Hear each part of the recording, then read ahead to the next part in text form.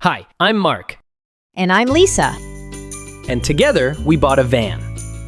And decided to take it across the country from Southern California to Maine and back. So we woke up at the crack of dawn one morning and packed the van. And we started off on our grand journey. She forgot me. Oh, shoot. Our first goal was to make it to Rocky Mountain National Park. The drive was a long one, and as we drove, it began to get dark. Lisa had done some major research for the trip, and she found a rest stop about 6 hours from the national park. And when we finally got to the rest area, it was too dark to see where we were. When we woke up the next morning, however, we were blown away by what we saw.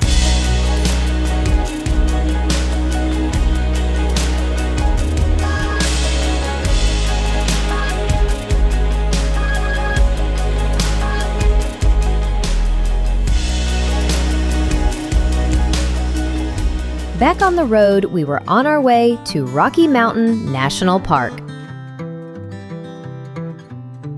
Not only is this park known for its stunning mountain scenery, but it's also home to Trail Ridge Road, the highest continuous paved road in the United States.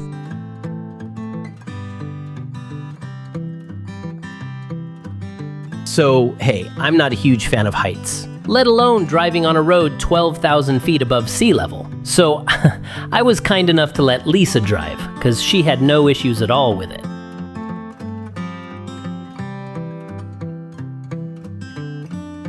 Not all of the roads in the park are scary, of course. The mountains are beautiful in the fall, and the drive through the park was awesome.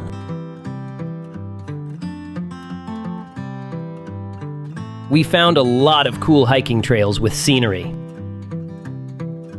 And the Estes Park area is something you can't miss if you go in the fall. Rocky Mountain was one of our favorite parks on the journey, but it was time to move forward. Our next stop was a few days away to the Upper Peninsula of Michigan to see the Great Lakes.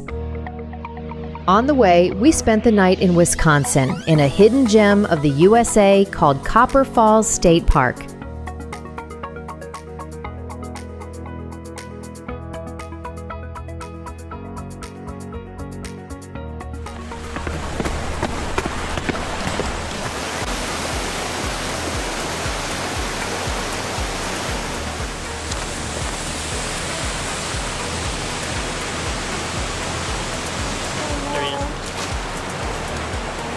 Yeah. Real close, too.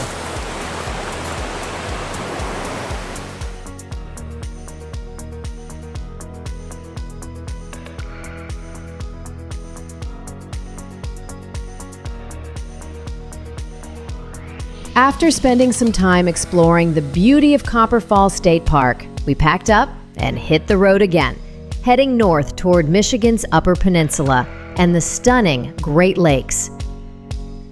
Along the way, we stopped to take in some of the incredible sights along Michigan's northern shoreline.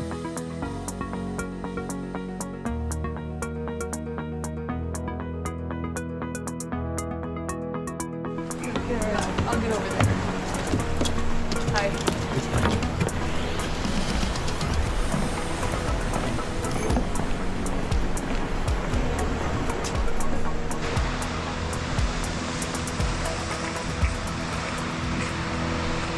It was time to move along to our next stop, Mackinac Island. We made the 2-hour drive south through pine forests and small lake towns to St. Ignace, the gateway to Mackinac Island. Mackinac Island sits on one of the Great Lakes, specifically Lake Huron. It's not on the ocean, but it sure feels like it. This freshwater island rests right in the Straits of Mackinac, between Michigan's upper and lower peninsulas. And to get to the island from the city of Mackinac, we had to take the ferry. And boy, was that a fun ride.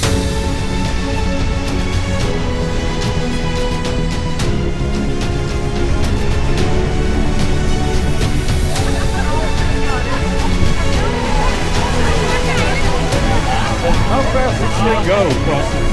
As soon as we stepped off the ferry, we were completely overwhelmed, in the best way, by the energy of Mackinac Island. Bikes whizzing by, horses trotting past, people everywhere. It was alive with excitement. Here's a fun fact. Cars have been banned on Mackinac Island for over a century, which means bikes and horse-drawn carriages rule the streets. We walked most of the day around the island. It may be small, just 4 square miles, but every inch of it is packed with history and beautiful shoreline views. It was easy to spend the entire day on the island.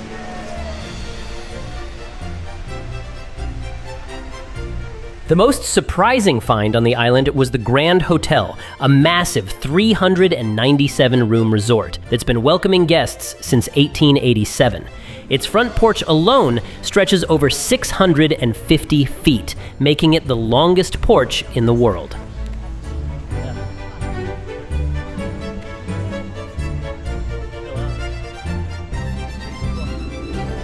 After a great day, we hit the road again. This time, a 5-hour trip to Indiana Dunes National Park.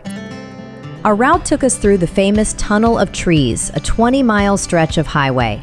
This twisting road feels more like a fairy tale path than a highway, with branches arching overhead and glimpses of Lake Michigan through the leaves.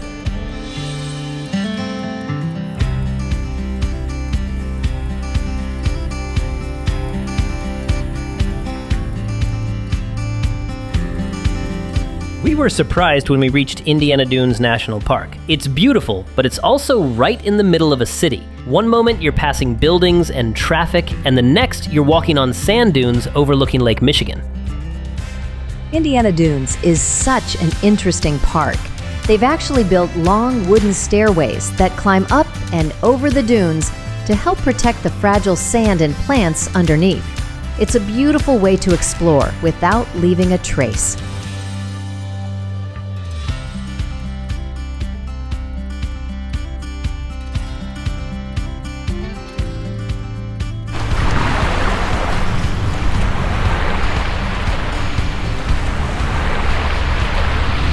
Here we are at Indiana Dunes National Park, and it's a beach. It's crazy over the sand dunes. It's Lake Michigan. You would never know. Except you notice there aren't really any waves. Oh, yeah. And in the distance, you can see Chicago on one side, and Indiana smokestacks on the other side. Leaving the shores of Lake Michigan behind, we made the long scenic drive east, around 300 miles, to Cuyahoga Valley National Park in northern Ohio. The landscape changed from sandy dunes to rolling forest and winding rivers. Cuyahoga was established as a national park in 2000 and now protects more than 33,000 acres of forests, waterfalls, and old canal towns along the Cuyahoga River.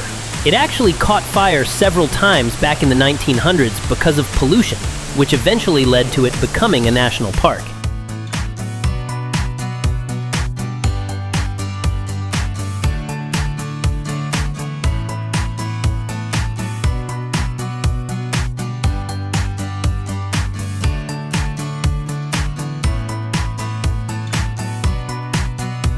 Leaving the peaceful trails of Cuyahoga Valley behind, we made our way about 250 miles northeast toward the Canadian border. Our next stop, the thundering majesty of Niagara Falls.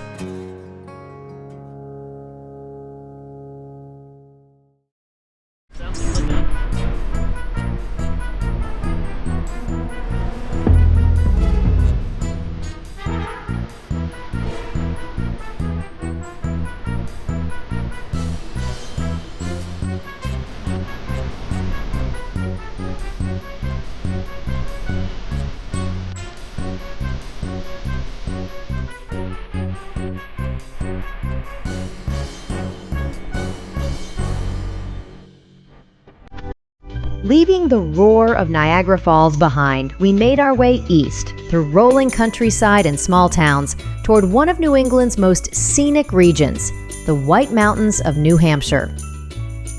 For today's adventure, we set out to explore the Flume Gorge, a spectacular narrow canyon carved by water over thousands of years. It's one of the most visited hikes in the White Mountains, and you'll need tickets to experience it.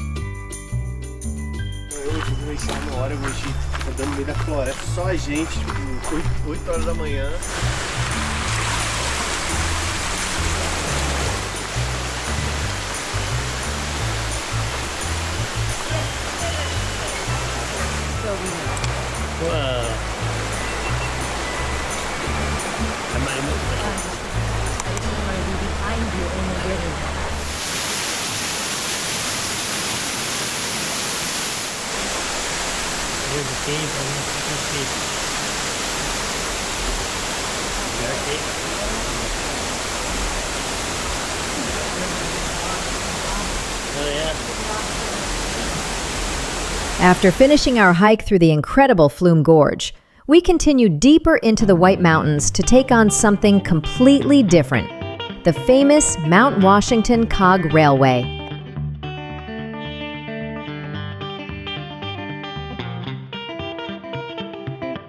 A, B&E, right-hand side, row 8. The Mount Washington Cog Railway is actually the first mountain climbing cog train in the world, built all the way back in 1869. It climbs nearly 3,600 feet over just 3 miles. And some sections are so steep, the train tilts at more than a 37% grade. Do it this way. There you go. You could be a ski jumper. You could be Superman. I feel like a super. Come on out, give it a shot. It's fun, I promise.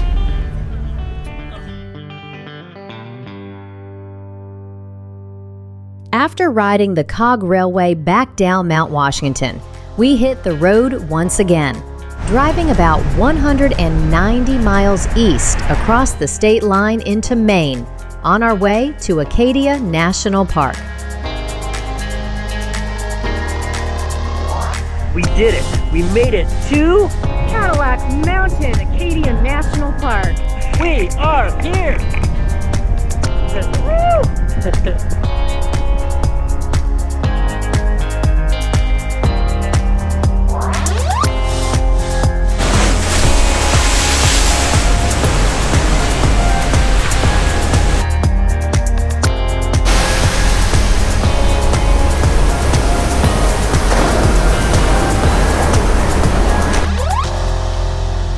There was just so much to do at Acadia National Park. One of the coolest places in the park has to be Sand Beach, a beautiful area with turquoise water and golden sand, all framed by Maine's rugged coastline. Just don't expect to go swimming for long. It's freezing. We spent 3 amazing days exploring Maine, way too much to fit into one video. So make sure to subscribe to Road Trip in Style to see more of our adventures from Acadia and beyond. From Maine, we slowly started making our way back west, stopping at some incredible places along the way. We drove south to Salem, Massachusetts, and we couldn't have timed it better. It just happened to be Halloween season, and the entire town was alive with energy.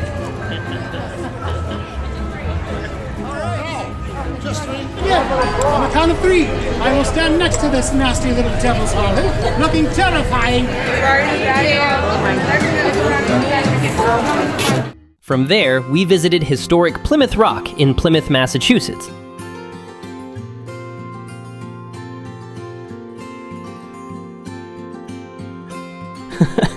That rock was way smaller than I thought it would be. We even rented e-bikes and rode along the Shining Sea Bikeway in Cape Cod.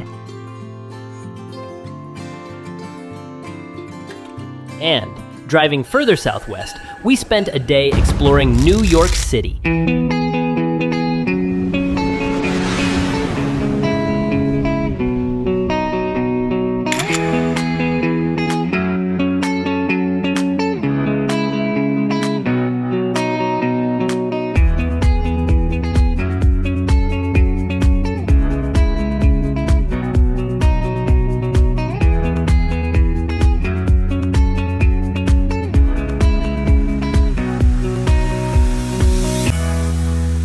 Nashville, Tennessee, where every bar on Broadway had live music. It was a blast.